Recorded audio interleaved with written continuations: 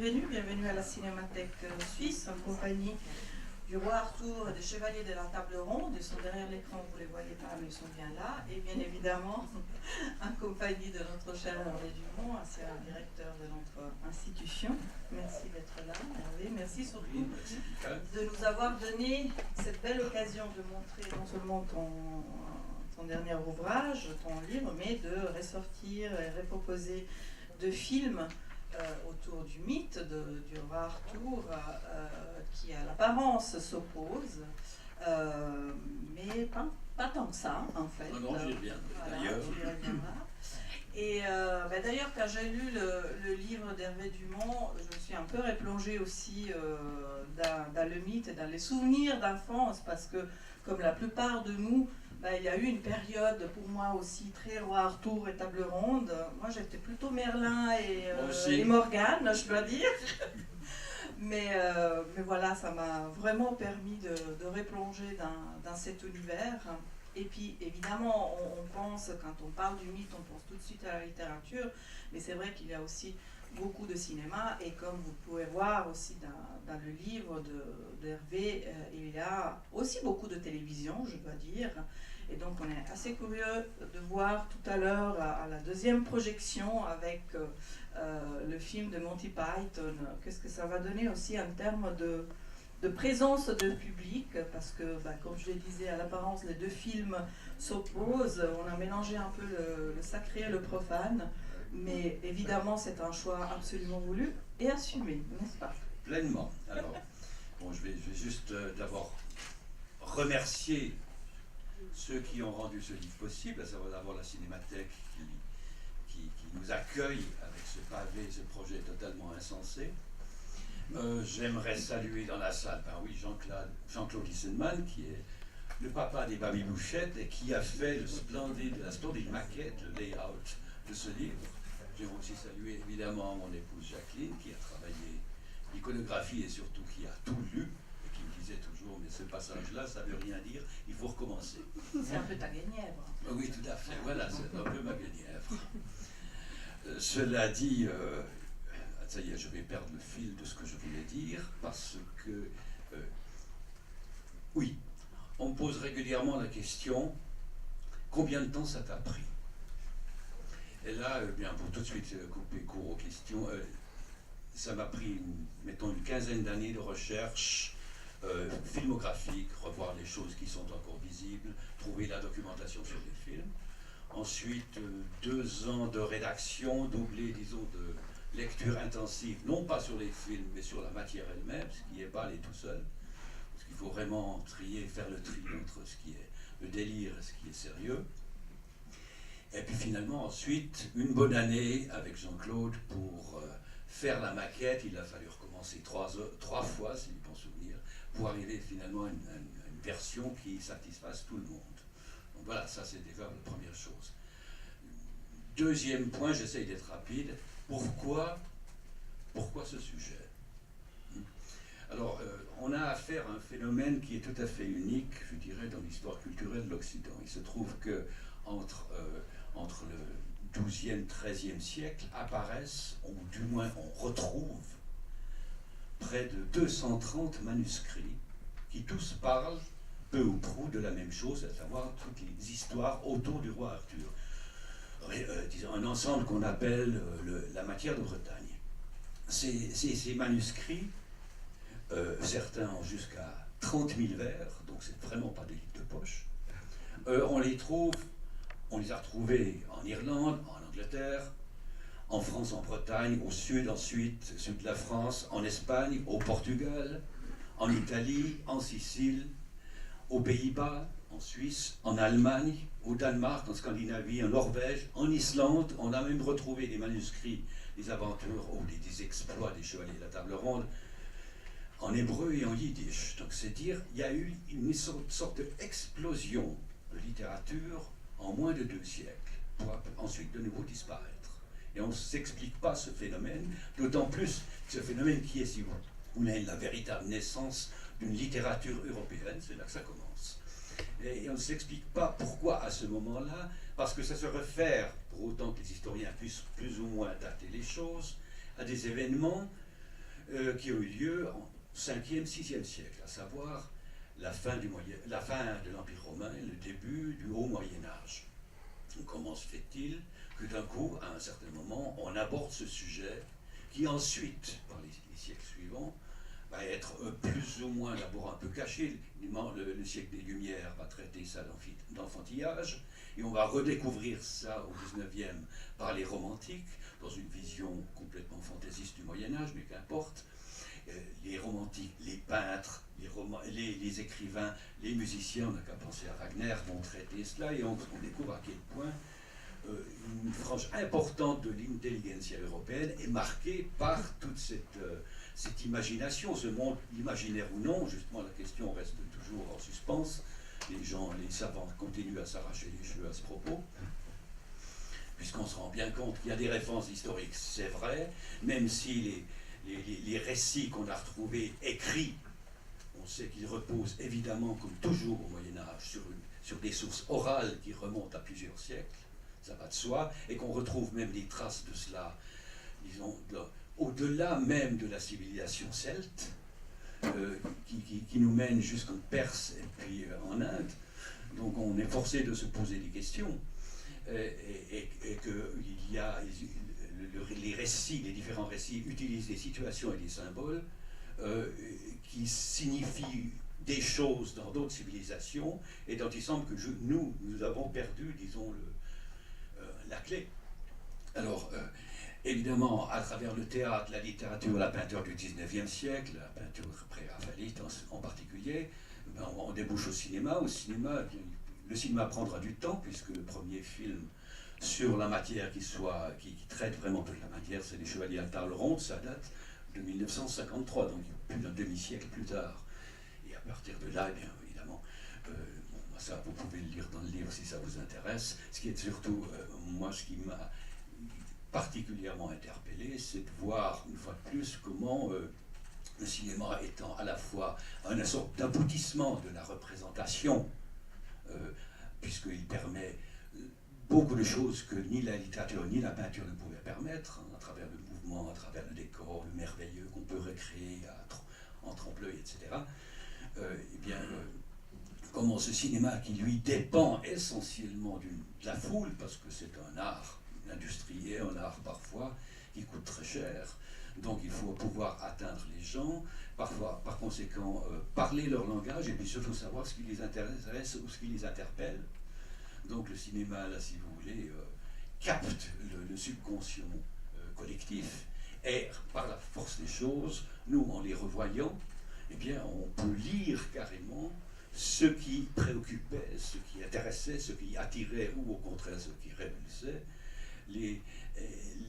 la population mondiale à travers les décennies du XXe siècle et le début du XXIe. Mondial encore, parce que le cinéma a encore cet autre avantage, c'est qu'effectivement c'est une mondialisation, c'est tout à fait nouveau en fait. Avec le cinéma, d'un coup, le roi Arthur est connu au Japon, n'importe où, et plus simplement limité à l'Occident. Alors, il m'a semblé que ça valait quand même la peine d'essayer d'aborder le sujet sous cet aspect-là, et puis de poser un certain nombre de questions, d'interrogations, quitte à ce qu'elles dérangent un petit peu.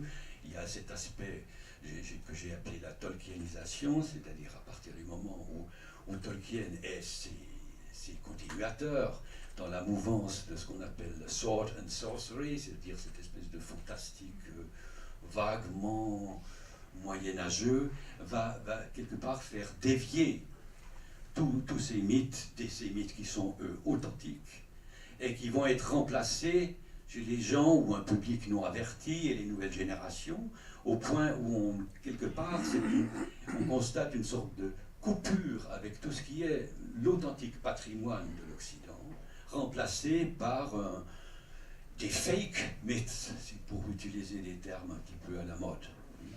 Donc ça, je pensais que c'était particulièrement intéressant de voir comment tout cela dévie et est systématiquement faussé jusqu'au point où on ne sait plus ce qui est vrai et ce qui est faux. Voilà, ça c'est une chose. Alors maintenant, deuxième point, pourquoi ces deux films? Je ne vais pas parler du deuxième film, vous savez ce que c'est, et puis j'en parlerai évidemment à 9 heures. Mais le premier mérite quand même quelques détours.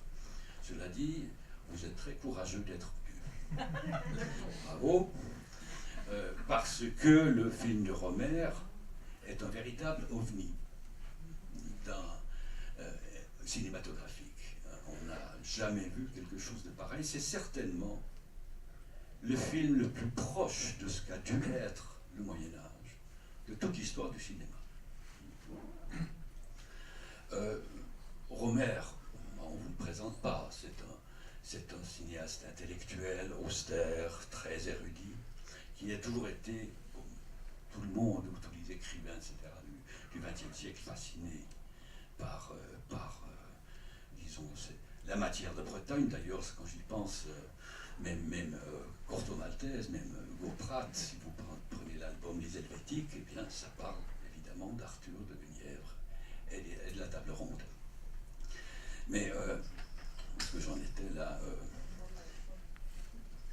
un des films les plus oui, alors effectivement, justes par rapport à la représentation du Moyen-Âge. Pour parler de Rohmer très rapidement, lui a toujours rêvé de porter ça à l'écran, et effectivement, déjà en 1964, il va réaliser un court-métrage environ 25 minutes qui s'appelle Perceval et le Comte du Graal. C'est uniquement des miniatures sorties des volumes de la Bibliothèque nationale de France, donc un documentaire. Mais à partir du moment où il a du succès international, notamment avec La Marquise d'O, qui a été primée un peu partout, eh bien les portes du producteur s'ouvrent. Et lui va s'adresser très curieusement aux chaînes de télévision pour un film qui n'est absolument pas prévu pour la télévision et qui, sauf erreur, n'a jamais été montré à la télévision parce que sinon les gens allaient tout de suite zapper et regarder autre chose. C'est la télévision française, la belge, l'allemande et la suisse. Ils vont former un tandem pour financer cette entreprise absolument incroyable. Ça parle. Alors, Rohmer va se baser sur le texte le plus connu sur Perceval, qui est de Chrétien de Troyes, un texte qui a été écrit entre 1180 ou 1190, on ne sait pas exactement. C'est un texte qui fait plus de 30 000 vers octosyllabiques en ancien français. Rohmer va tous les retraduire en français, certes un peu archaïsant, mais un français qui devient compréhensible. Il va enlever quelques bouts de l'histoire, parce que sinon on en aurait pour 6 heures, rassurez-moi, c'est quand même un peu plus court. Mais il va décider de présenter ça dans l'ordre chronologique du récit. Il y a 2 récits parallèles. Il y a l'histoire de Perceval, qui est un jeune naïf, un peu fruste, qui a été gardé, disons, que sa mère a un peu isolé de la vie, ce qu'on appellerait la civilisation aujourd'hui, parce que son époux et ses 2 fils aînés ont été tués, ils étaient des chevaliers. Donc il peut absolument empêcher que ce jeune homme devienne chevalier à son tour. Or, il se trouve qu'évidemment, comme ça doit être, il rencontre dans la forêt des chevaliers d'Arthur, et il les prend pour Dieu et ses anges, et c'est le coup de foudre. Il va partir, ça va causer la mort de sa mère, etc. Et puis ensuite, il commence le long périple où il va finalement entrer dans le château du Graal, etc., etc. Pour aboutir, si vous voulez, à ce cheminement qui va d'un jeune naïf un peu brutal et puis rustre, et il va devenir un homme mûr, mais au cœur pur. Voilà. Et parallèlement à cela, on a son meilleur ami, qui lui est chevalier à la cour de Camelot, chez Arthur, qui s'appelle Gauvin. Gauvin, c'est le neveu direct de Arthur, et même son successeur désigné. C'est un peu le Hercule de cette saga. C'est un homme, paraît-il, qui devenait de plus en plus fort, plus il y avait de soleil. Et puis, surtout, qui était très porté sur les dames. Toujours est-il, Rohmer va respecter, dans sa traduction d'une part, parce que cette traduction est aussi en vers rimé et octosyllabe, il va respecter ces interventions alternatives, parce que c'est comme ça. Et puis, le film se terminera comme le roman. Voilà, point à la ligne. Alors, tourner cela n'a pas été évident. Il fallait trouver un acteur d'abord pour jouer Perceval. On a pensé à Gérard Depardieu, je crains qu'il ait eu peur. Il s'est retiré du projet, et Bon, Rohmer s'est retranché sur un jeune acteur qu'il avait déjà dirigé, qui est Lucchini. Lucchini, à ce moment-là, il a 27 ans. Il faut maintenant apprendre ses textes.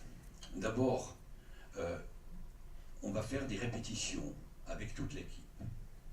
Des répétitions qui vont prendre 6 mois avant le premier jour de tournage. 6 mois de répétition.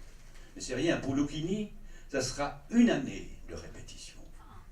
Jusqu'à ce qu'il maîtrise totalement son texte, et puis qu'il le parle d'une manière tout à fait naturelle, comme s'il allait chanter et parler en vers, comme tout le monde.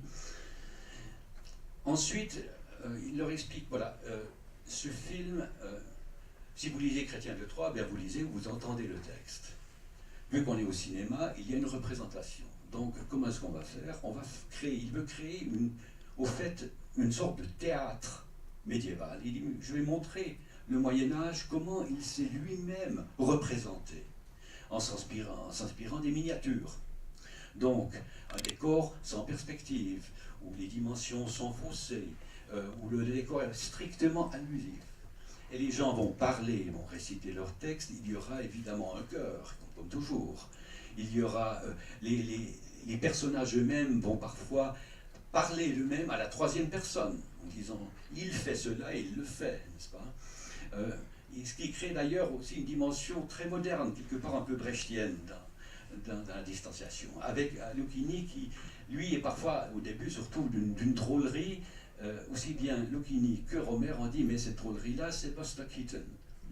C'est voulu, c'est aussi pour empêcher une trop grande identification du public avec le héros. Parce que on a finalement une sorte de vision, un petit peu comme si vous regardiez une représentation de théâtre No au Japon. Il faut se tenir aux branches, mais on entre dans un univers, disons, Rohmer voulait nous faire découvrir toute la poésie sous-jacente, et puis un univers qui est totalement inconnu, finalement. Alors voilà, le film a été évidemment montré en première mondiale, quand il y avait le président Giscard d'Estaing dans la salle. C'était un grand événement. Et évidemment qu'il a eu ses louanges, ses bonnes critiques, etc. Mais il y avait dans le public le célèbre philosophe et sémiologue Roland Barthes, qui a été à un certain moment très irrité d'entendre quelques personnes derrière lui ricaner. Et alors il a explosé dans le Nouvel Obs. Et je ne peux pas m'empêcher de vous citer juste la fin de sa critique, que j'ai cité évidemment dans le livre, mais il est impératif de le lire parce que, en fait, ça nous fait comprendre toute la dimension qui généralement nous manque.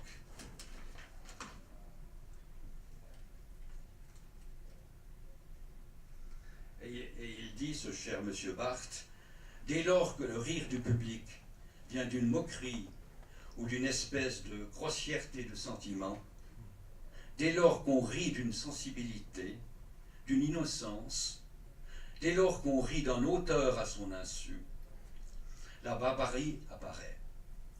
Passe encore de rire à pucelle, à baiser, à garce, tous les potaches l'ont fait.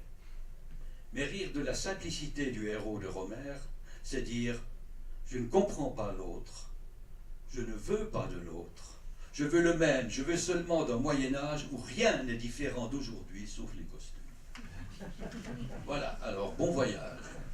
Merci Hervé Dumont. Je signale juste, donc pour vous répondre, après la vision du film de Rohmer, on va boire un verre juste ici à la sortie du cinéma, en attendant de passer à l'autre acte de la soirée avec le film de Monty Python. Bonne projection, à tout à l'heure.